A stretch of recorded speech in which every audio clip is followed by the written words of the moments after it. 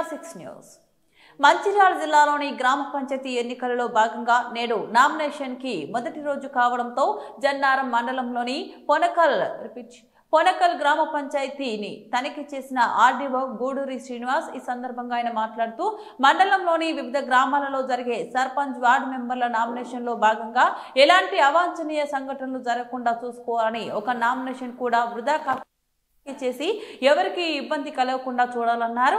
ఆయన మండలంలో వివిధ గ్రామాలలో పర్యటించారు. ఈ రోజు సమయం 2 గంటల వరకు అయినప్పటికీ పోనకల్ గ్రామ పంచాయతీలోని ఒక sarpanch nomination ward member nomination రాలేదని ఎన్నికల అధికారులు వెల్లడించారు.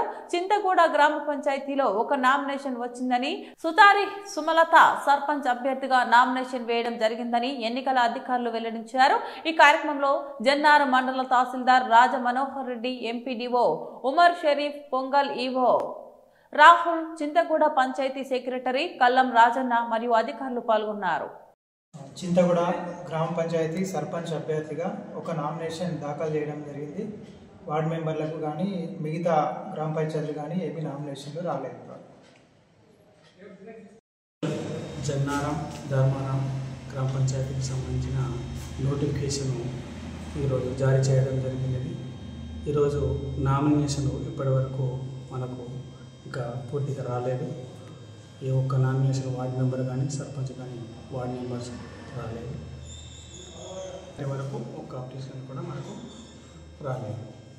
Thank you.